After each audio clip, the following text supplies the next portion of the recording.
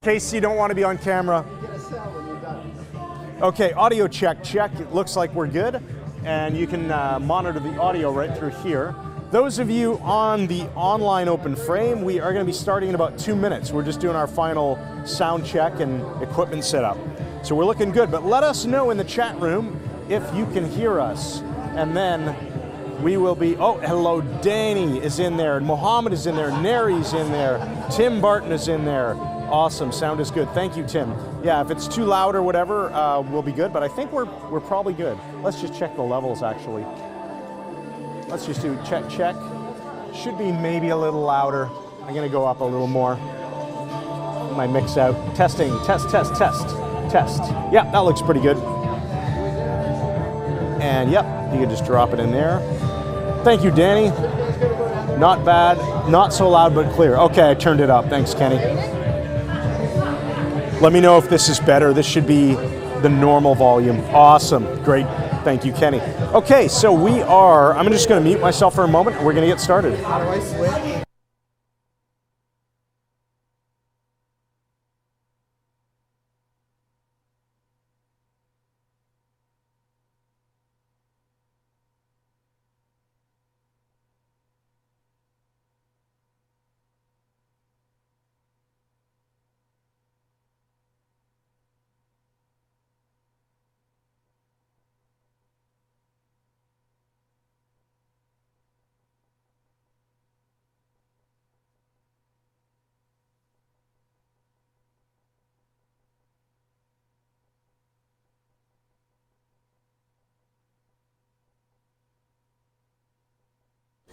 All right, we're going to go live now, folks. So grab a seat. Oh, we're already live, Mike. Sorry. All right, grab your seats. He's going to grab a perfectly ordinary cup of coffee, right? Okay, Ron, just checking the framing here. How's everything? This way more? Oh, yeah, sure. Okay, I'll close this door. All right, grab a seat, guys. We're going to start open frame. So for those around the world, everyone's a little slow to get here this morning, so we're starting a few minutes late, but it's going to be awesome. Waiting on Mr. Mandel. I guess I can dispense with the mic since you can all hear me. No. Yeah, okay, hold on.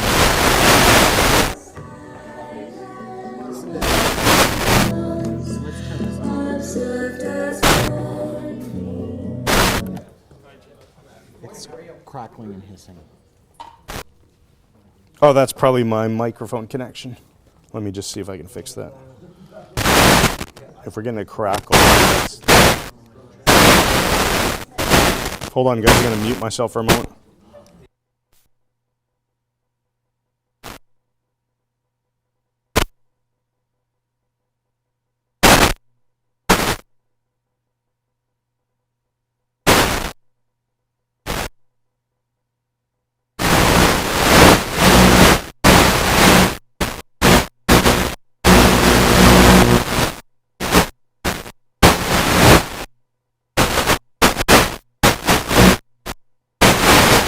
Hold on a second, guys. Bear with me. It seems to pop up.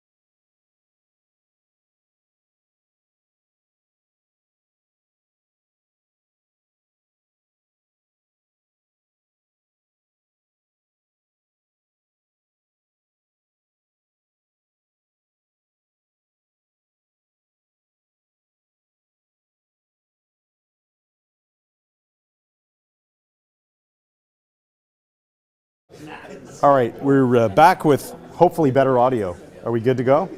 Okay. You would just clear. Oh my that goodness, layer we have and then so send much it to do there. today. We're never going to Okay, get through guys, this I believe we're ready to go. unless we do. 100%. Well, the good thing is it's not as much of a panic as it Copy used now? to be, because we used to have to jam everything in, even if it was only half understood. But now that we have the online academy, everybody has the rest of the material to look at and go over anyway. Okay, are we solid? Now we're ready to go. Hopefully we fixed our little audio problem there. Hello, Apologies, boys and students. girls. Good morning to day 4. I think saying Good morning to Dave. day 4. Who's Good Dave? morning to Dave. Good morning. Good morning, Nick. Good morning, everybody. All right, here Good we morning, go. Chris. Open frame. And for those in the MMHA watching online, we do this monthly. And when we are teaching an architecture of hypnosis 5-day class, we tend to do it in the class on the Thursday morning. So hello to everyone around the world. Open frame. So Ron's at the back going to monitor chat questions, and we take the usual questions from you guys. So Excellent. So let's let do us it. begin, and I'll just give you a heads up where we're going today. We now move into some of the therapeutic aspects of what you have learned, and we'll be doing some more really cool inductions. Some of the power inductions. We'll probably do single finger catalepsy and triple Clench. bind and REM, and the clench induction, of course. And then we'll talk about dealing with pain and subjective units of distress. We'll give you a bunch of stuff to work with.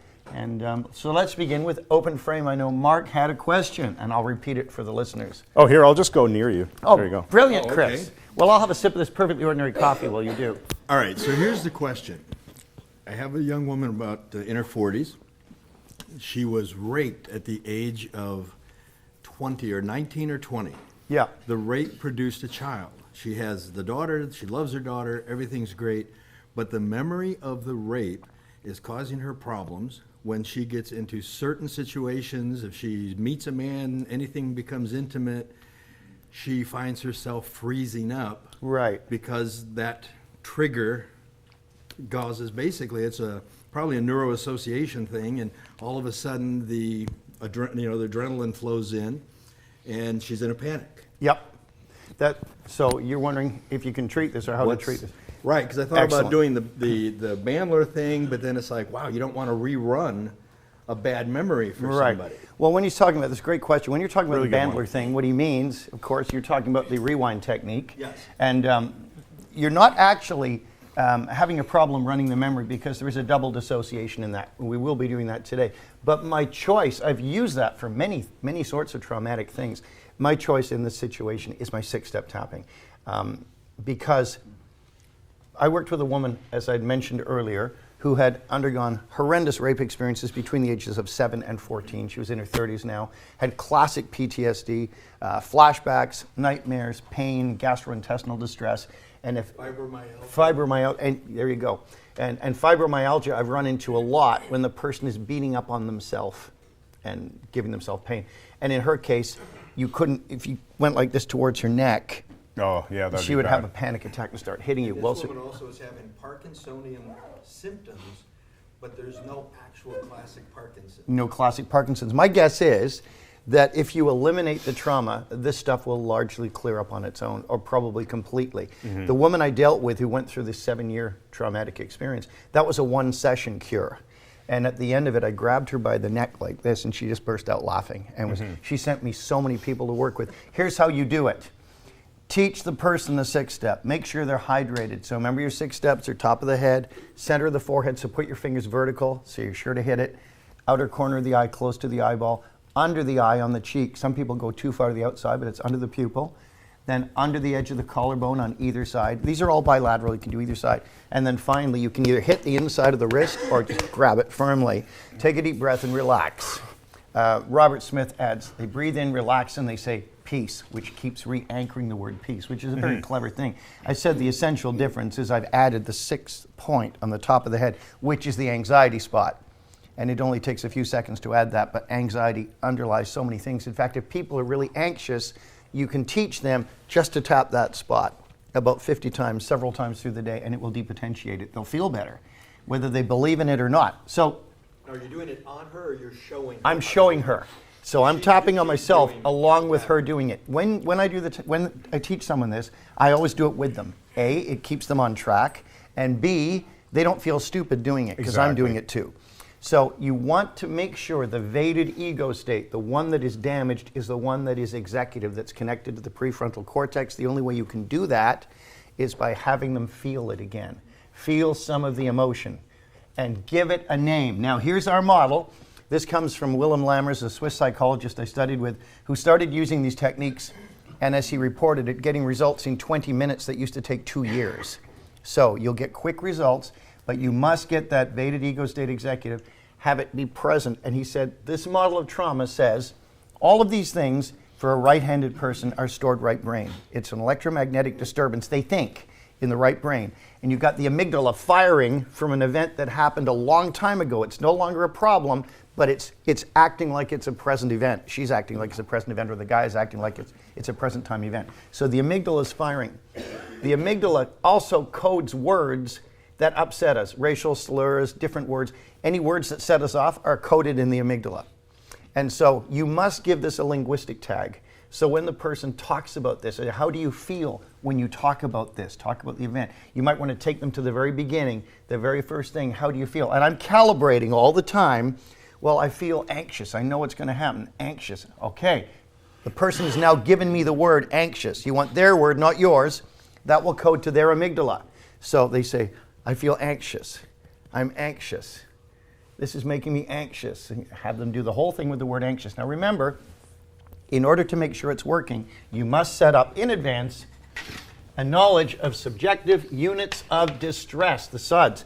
You have to know how bad out of 10 they can feel it right now. The mistake some therapists make is they say, how bad was it? Well, we don't care how bad it was. What we're interested in is clearing it up now. They have to feel it now. And in order to feel it now, the vated, the wounded, the traumatized ego state becomes executive. So when they get a feel of it and they say, oh, I feel anxious, that state is executive, and that's the one we're treating. And I say, how bad is it out of 10? And I want it pretty high. That's the best time to treat it, because then I know it's executive. That specific neural pathway is active. So they say, oh, it's about an 8 right now. Can you make it a 9? Yeah, okay, it's a 9 now. Okay, so I tap anxious, anxious, whatever word they give you, and then say, so take the breath, relax. What number is it now? That's weird. It's like a 4. And you feedback, that's right, a 4. Is it still anxious, or is it called something else? No, it's still anxious. Okay, so you say, I'm still anxious. I'm still anxious. Do it again. Feeling it in the body till it zeros. Always zero it. Now sometimes, maybe half the time, it'll jump back up for severe trauma. It'll go up to like a 6 now. It was a 4, now it's a 6. It's not anxious anymore. That's your cue and your clue that a different holon has risen to the surface, a different aspect. So you say, what is it called this time? Is it still anxious? No, it's rage. I'm furious with him. Okay, rage. I have this rage. I want to get rid of this rage. Whatever statements you want to say, provided you're using their exact word. When you clear this, what happens is that word is working in the amygdala, and you are releasing this right brain disturbance into the amygdala. It goes into the hippocampus, where it is given a context in your life. It has to make sense in your life script and become rationalized. So this all moves as you're doing the tapping. Disturbance into the amygdala, it's given a linguistic tag. It goes into the hippocampus, and it is given a context in their life. And then it fires left brain right through the parahippocampal gyrus, past Broca's speech area, right into the front prefrontal cortex. When that happens, it has become rationalized.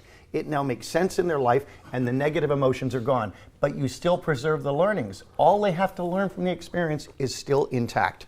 Mm-hmm. Remember, guys, the secret, get them to name it, whatever it is, and take every frickin' layer off until there's nothing else. Now, what Sylvia Hartman does in the UK that I think is brilliant is we, for years, I've been doing the tapping modalities for 25 years, and we were always taught, zero it, zero it, zero it. I got this bad feeling, zero it. So what you're doing is you're taking them from horrible trauma to flatline. What about feeling good?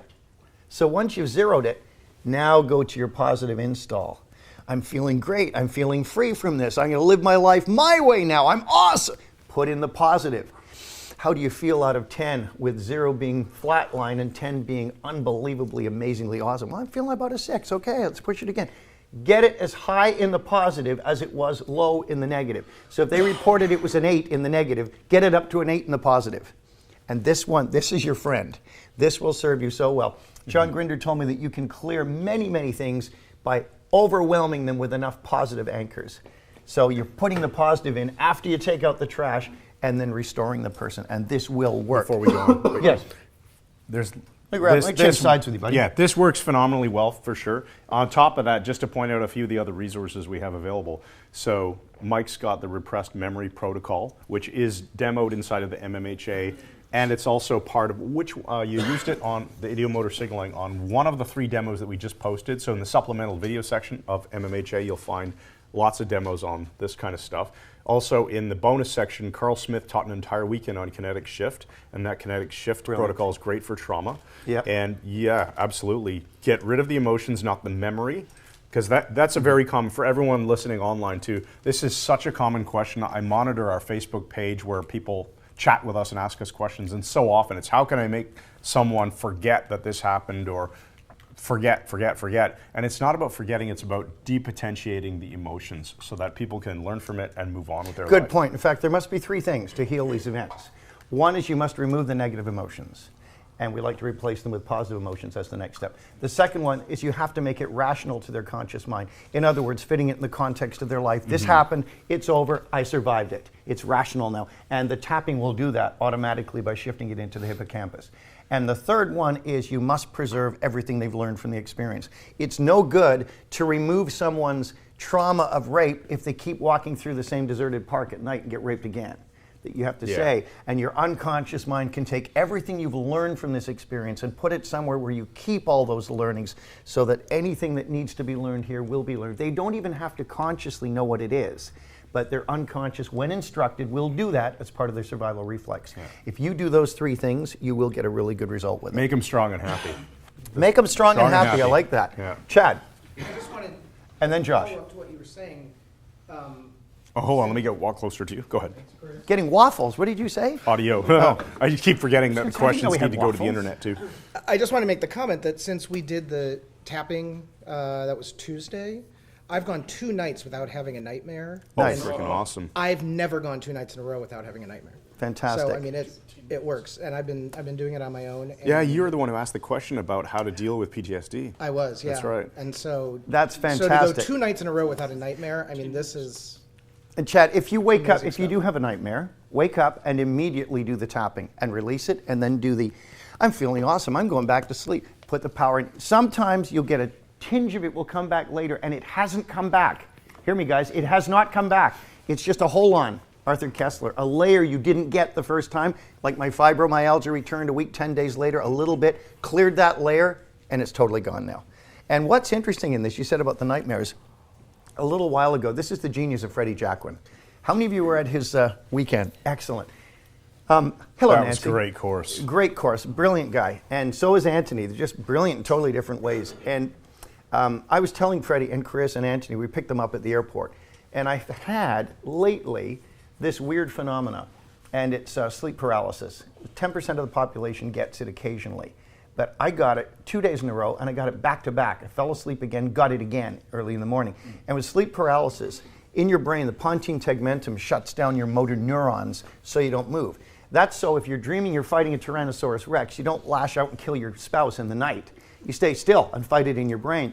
Problem is, you can wake up, your mind can start to wake up, be in a hypnopompic state. There's often dreams associated with it, but your body's still locked down. There can be a feeling of suffocation or something sitting on your chest that you cannot move. And I'm trying to get my wife's attention, and she can feel me twitching and thought it was the cats fighting on the bed, which is a fairly normal thing in our house, wrestling. And so I said, no, honey, here's what you do. Grab me by the shoulder, and move me, and say, wake up, you're all right. I said, move me over a large arc. I thought she understood. That was what was supposed to happen. Here's what actually happened. I started all the twitching and trying to wake up, knowing I had it again, and she went, oh, are you paralyzed? 2 weeks ago. I mean, I held my shoulder and said, are you paralyzed? I hate to tell you this, but Freddie was wrong. It's not sleep paralysis. It's undiagnosed terminal testicular cancer. Thanks, Chris. That's good. Cancel that suggestion. So, Isn't that what the Catholics describe as the incubus? The incubus. Yes, it was described who was as the next? incubus. Yeah. So wait, I'm still in the middle of a sentence. Oh, go ahead. Thought you were on done. No, your joker jumped in and didn't recognize a comma and thought it was a period. So we're in the car and coming back from the airport, and Freddie was asking me about this. He's sitting in the back seat, and I'm sort of turned around in one of Chris's fleet of Tesla cars, and as I'm turned around talking, and he's asking me about it, and then he said to me later, he said, "I don't think you're going to get that anymore." And I said, "No, neither do I." And he was unpacking it and fixing it in the car while we were talking. And because I have such a respect for him, he has such prestige with me. I think he's right. I haven't had it since, and it was ramping up, getting worse and worse. So some of these things can change on their own really, really fast. And Chad, I honor what you're saying. It's great to sleep without nightmares, isn't it? It's really nice. Okay, we got Josh. I'm going to walk over as microphone boy. All right. Talk to us. As you're having them tap, is it enough to just have them say the name they gave it, or is it also necessary to throw in those directions and suggestions that you mentioned? No, they can just say the word. That was a good question. Whatever they've come up with, that's a very good question. But what I recommend is if it's an event that is fairly extensive, if it goes on a bit. For example, Heather's, Lisa knows this, Heather's other great friend, Jane, I mentioned the other day, had to identify her nephew's, his body when he died of a drug overdose. I think it was heroin. And so I was working with her. She's the one I had to move her to the back of the house for it to work. But it was a movie in her head. I got the call. And then I had to go to the hospital. Mm-hmm. And they sent me into the morgue. And they said, this is going to be difficult. And I pulled back the curtain. Now I'm noting all of these steps. So I take her to the very first thing. I got the call. I said, say those words. I got the call. And she says, I got the call. I said, how bad do you feel out of 10? She says, about an 8 right now. Okay. So we tap on that first. Now I rewind it to the beginning of the movie. Okay, start again. Okay, I got the call. How do you feel now? She said, okay. And then I started to drive to the hospital and I started to feel anxious. How anxious? How anxious do you think of that now? And we just hit each major spot and zero it. And then when we can go back to the beginning before she got the call, run the entire event flat. Now I know she's healed of this. And I want to warn you guys about the apex problem, because you will run into this eventually. The apex problem, Willem Lammers taught us about, and I thought it was interesting, but I didn't expect it to happen. The apex problem is you can clear someone's stuff so perfectly, so thoroughly as you should, that they don't remember they even had a problem and think you're ripping them off for charging them. I am not kidding. A woman came in to see me. She was a court reporter, and she had a cat that was very ill, and that was her best friend, which I thoroughly understood, and she was very solitary and lonely, lived in Parkdale here in Toronto, and her cat got sick. She spent a lot of money on it, but the cat was not going to survive. She could not afford to put any more money into the situation and have the cat euthanized by a vet. So she smothered her own cat with a pillow. And when she came into my office, she said, I murdered my best friend. That was horrendous guilt, crying, sobbing her eyes out. So we did the tapping. We did the tapping for about 20 minutes, every aspect of this, cleared it. And by the end, she said, yep, I did everything I could. I did it because I loved her and I didn't want her to suffer anymore. And she can say all this just like a Vietnam vet set free from all the trauma of I had to shoot that kid, I thought he had a grenade or whatever it is. They'll rationalize it. So I'm filling in her chart at the end of the session, and she says, well, I think this whole thing's a damn ripoff. And I went, what? She said, oh, this stupid tapping stuff. She said, I don't think I even needed to come in. It's the apex problem. I'd never seen it. She couldn't remember that she even had a problem. And I think fast. She's getting mad. And I said, look at all these Kleenex on the desk. Where did they come from? She went, oh, I was crying. And I said, you were crying. Offer it back right away. A lot. And she went, oh, yeah. And then she remembered. So get paid up front. You will run into it eventually. And we have Trina. I watched that video last night of the social phobia one in the supplemental videos. Okay, Lance, yep. Yeah. Yeah. So I was just wondering two things. He couldn't identify the initial thing. If he had done, would you have done tapping on that? Maybe tapping, maybe a rewind. In fact, even the rewind I do, I'm now changing it. I'm going to do it Freddie Jackman's way because I think it's vastly superior.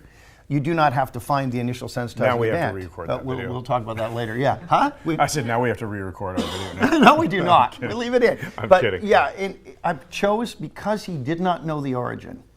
I chose to deal with it with ideomotor signals. His unconscious knows when it started.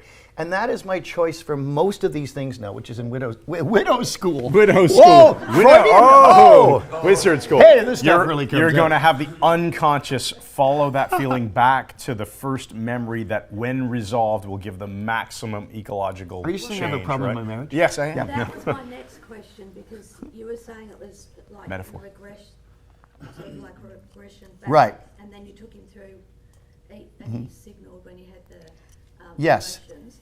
Isn't that similar to timeline? Yes, except they're all similar. There's a huge overlap with all of these things. But I believe, like the Jacquins believe, there is no real regression. It's just how it's presented to us. They're not actually regressing to that age. Yeah. But it's a great model for processing things. But when they can't remember and we're running it unconsciously, the similarity with timeline is that we're going to the past to find the initial sensitizing event, right? Because remember, in everything bad that happens, got it here, buddy. All right. You just relax and drink that coffee. No need to do your job. Not when I have you. You're the one who said testicular cancer, you bastard. Okay, so here we have the person's timeline from their past right up to their distant future. And let's say the person now, here in now, has a horrible trauma. And it goes back to what they think is here. I'll give you an example. I worked with one client who was terrified of spiders. And she said, I know why I'm scared of them. Because my brother put a plastic spider down my top when I was 12 years old and it scared me to death. I thought it was alive. Okay, that's not when it started though. 12 is too late in life to get a phobia. Phobias generally occur before age 7 in the imprint phase, and usually before age 4. So the spider down the top was called an activating event. We look and we find earlier, either through timeline or through ideomotor work or straight regression to cause, here we have the initial sensitizing event. This is what starts the whole thing. The initial sensitizing event is the platform that the phobia builds on later. We took her back, you know what it was? She was at a cottage with her family and there was a centipede in her bed. Not even a spider, centipede. Freaked her out, didn't get a phobia. She was like 4 years old, whatever. That becomes the platform. And then years later, her brother puts the spider down her top when she's 12, and that becomes the activating event, and now she has a phobia. Now, the danger is you also get subsequent sensitizing events, which are SSEs. What that means is later in life, then she's exposed to another spider and has another phobic episode, and that intensifies it. It's re-anchoring it, making it stronger. Now, the beautiful thing is, with all these therapies we have, it does not matter how long they've had the phobia or how severe it is. It's absolutely irrelevant. You can get rid of it just as easily. When I got rid of the psychologist's fear of spiders and they rented arachnophobia, it took 3 minutes up in Iqaluit. She'd had it for years. It's inconceivable to her that it can go away. But remember, you are actively changing the brain. You're working with the brain's neuroplasticity here. Something is happening in the brain.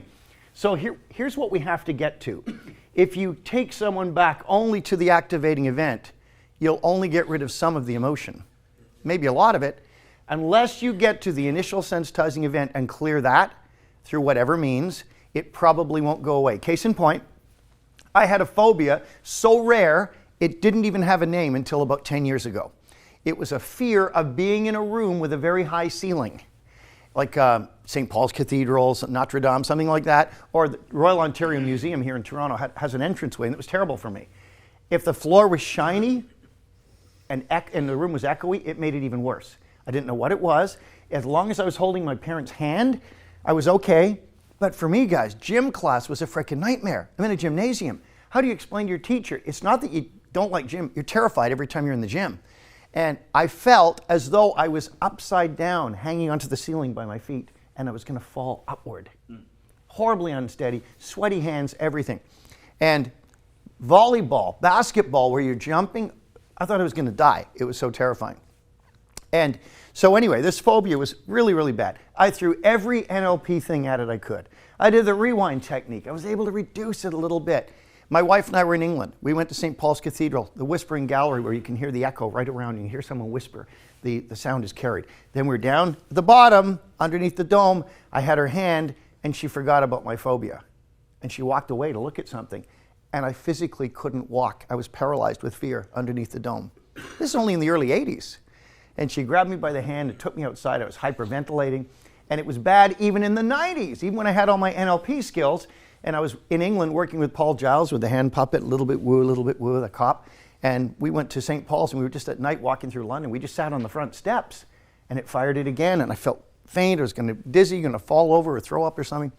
So I threw the NLP rewind at it, reduced it a bit. Did timeline with it. No, I didn't do timeline. Did self-hypnosis, reduced it a bit. Did the tapping, I could take it down a bit. It never went away.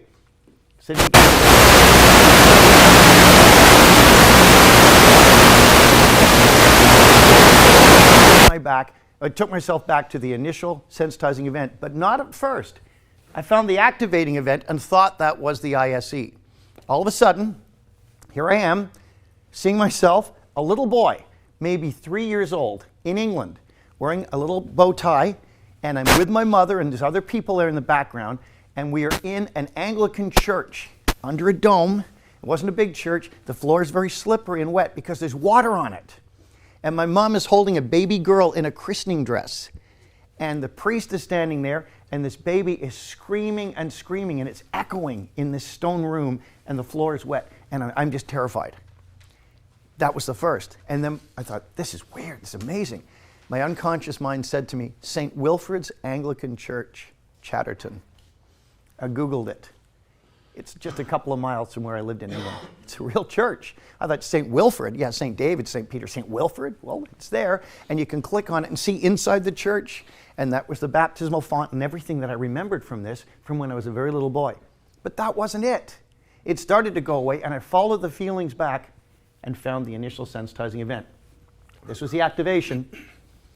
Earlier than that, we were at someone's house, or maybe a little hobby farm or something in England, bright sunny day, and there was a hill with fairly long grass, and it must have been, something this big, and a pond of water. And that was me, a little boy in shorts, wants to walk down, loves animals, wants to see if there's any fish in this pond. And as I was going down this hill, the grass was wet, there's the water connection again, I slipped on the grass, was terrified I was going to fall in the pond and drown, and hanging onto the grass, screaming. And that was the initial sensitizing event. And I saw that through the eyes of an adult, and my phobia just imploded and fell apart instantly, completely. So when Heather and I were at Notre Dame, I walked and said, Heather, look, nothing, not a trace of it left, which amazed her because she'd seen me, really freaked out by it. You must get to this if you're going to rewind.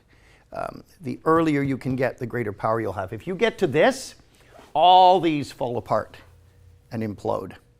But you must get to the initial sensitizing event is often nothing really like the phobia.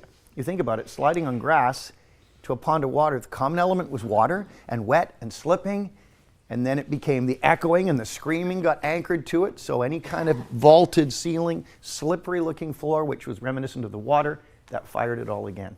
So deal with your stuff. Next question, yes, Ryan. What's the best way, if you're working with someone, to make sure that they don't stop at the activating event, but they go all the way back? Okay, if you've got them in hypnosis, you have them feel that feeling, you clear it, and you say, take that feeling. First, you're going to ask them, follow that feeling back to the very first time you had it. Now, the way I like to do that, if you're going to do it that way, is amplify it first. Again, if you amplify it, you will make sure that the ego state is executive that has the wound. And if they can amplify it, make it worse, the implication is they can also turn it down and make it better. You're showing them they have control. And so they make it worse and say, follow that feeling back. This is the affect bridge. Freud first spoke of it. Affect is just the emotion. Follow the negative emotion back to the very first time they had it. Now, when they're there and they've got the event, you say, is that the first time, or is there an even earlier one?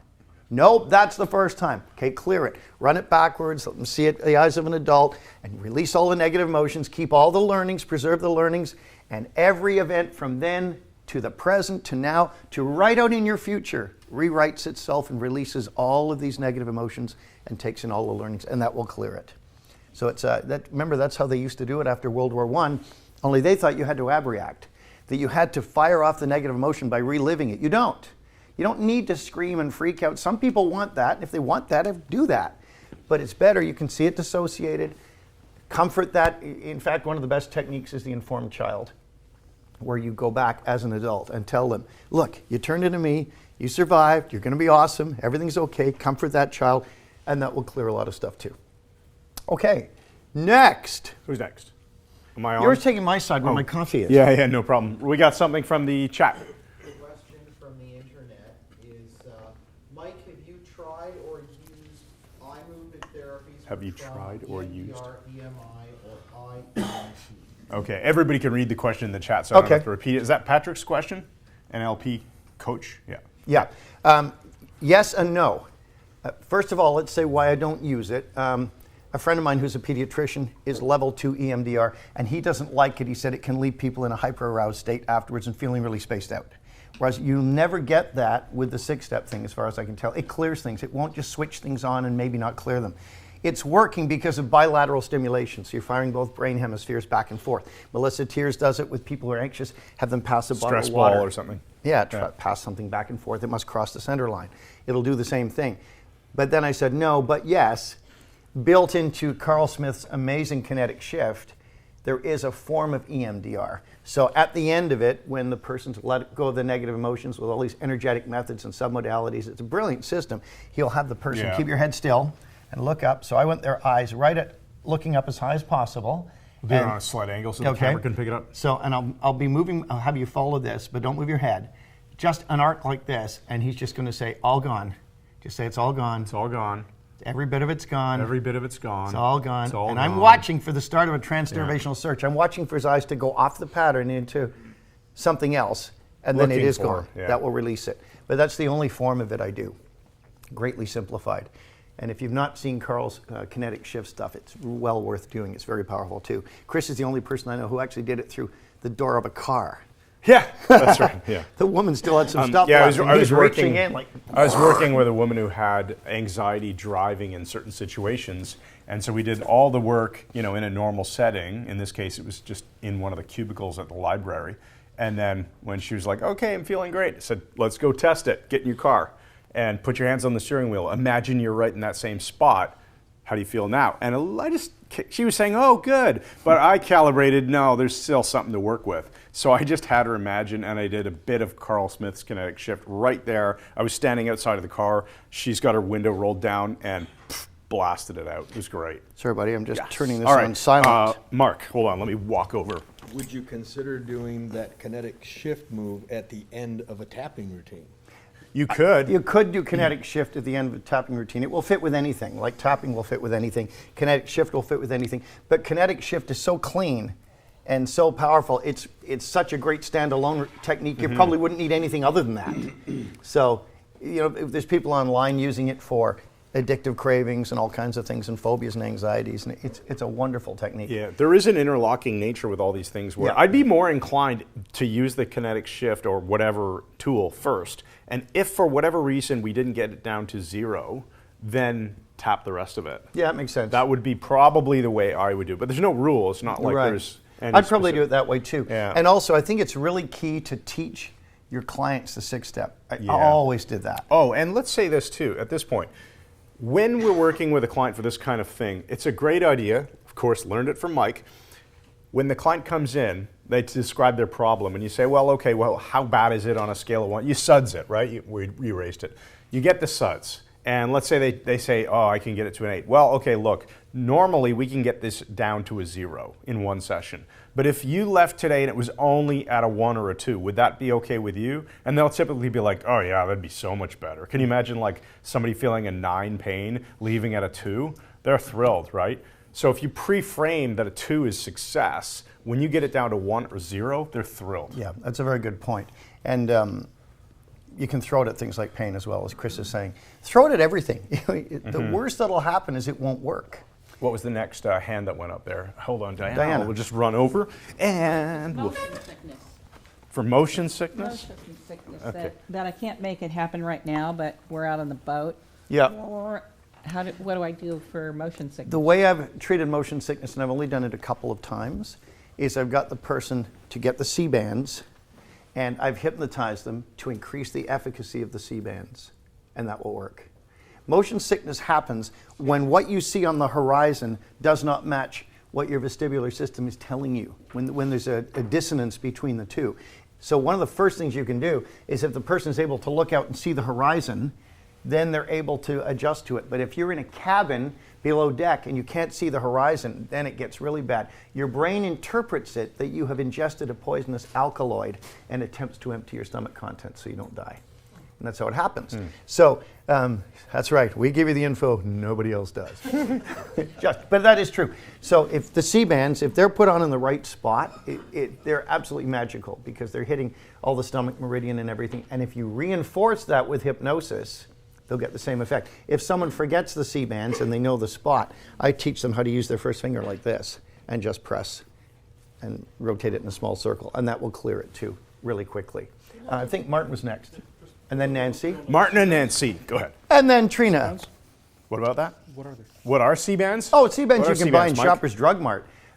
They're elastic band with a little node inside and shows you exactly where to put it. It's on an acupuncture point on your wrist. Put one on each wrist, and they're like magic. It's just, you don't have to take scopolamine from the borandanga berry, which is found in South America, which is a hallucinogen, and it causes amazing pupil dilation. If you take this, we did scopolamine patches when I was on a cruise years ago, and we were stoned for a week. I mean, not in a good way, like in a woozy sort of horror. I think seasickness would have been a bit better.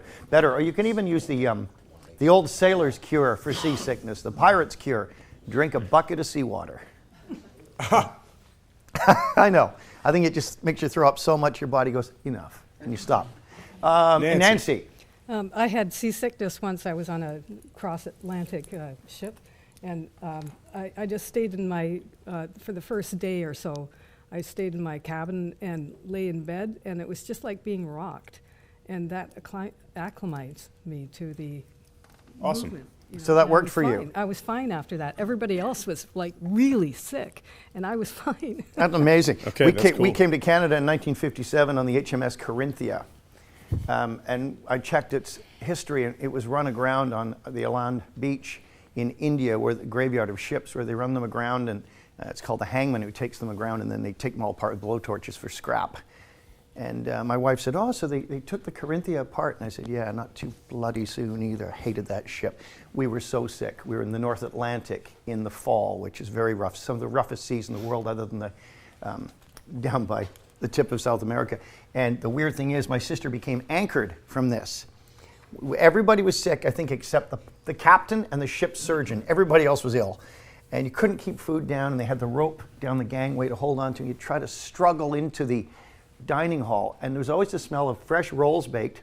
And one day they had corn on the cob, and my sister could not eat corn on the cob for like 25 years. The anchor, she'd smell it and it would trigger the seasickness again. Ugh. And the smell of the rolls with it That's would trigger horrible. it. And then eventually it just burned out over time. It was an anchor. So we are being anchored all the time. Trina. I was just going to add, I used to get really bad motion sickness.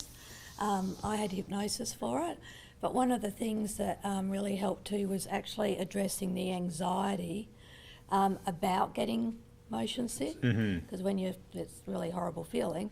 So yeah, and ever since I'm Nice. fine Now you've raised a very interesting That point makes here. a ton of sense. It's that's intriguing because if you think about it, say somebody's afraid of snakes. They say, I have a phobia about snakes. They don't really. They're not afraid of snakes. They're afraid of the feeling they get when they see a snake. That's what the terror is. So we remove that, and then you have a natural fear of snakes, a natural fear of heights. I mean, those are normal to a degree. The only two that you're born with is the fear of a sudden loud noise and the fear of falling. Other than that, you know, you're a clear slate at that point. We've been going for about 50 minutes, so however long you want to go. Okay, we'll go another 10. I'll come on over for, is it Dave next or Brett? Okay. What is kinetic shift? Do you have a second to describe that, or you were talking about it? Just What was it, sorry? What is kinetic shift? Oh, kinetic shift is Carl Smith's own method, and he's the first to admit there's nothing new in it, but he's put together some brilliant stuff, energetic systems combined with submodality work, and it's an amazing way. Maybe we'll do one during the course of the day if we have time, and you can see in the it. bonus area of MMHA. Yeah, we have so it you can there. check it out if you want to ever do his full training. It's fantastic. Carl's training's What you'll amazing. get from it is that he is very direct, Elmanian style, Yeah. as a hypnotherapist. He's an Elman He's instructor, right yeah. in your face, very, very direct. There's no Ericksonian stuff at all. It's it's great to have two sides of the coin, and he's giving you clearly one very clear side of that coin. Yeah, and it's a pretty very cool. useful technique. Do you use it, Ashley? No, I would like to. Have you seen it even? No. Oh, okay. Maybe we'll help you with that thing. All right. All right. Anything else? Terrific. Or are we ready anything to else we shut her wrap up? down? Shut her down! All right. I'll walk over and Grease it down. Yeah. We'll Yeah, proceed. sure. So thanks everybody for tuning in, and this is archived as always for, well, those of you who missed it, obviously. Doesn't Thanks matter. again. Okay. And let's just clear that as well. Okay. And say it. Good night.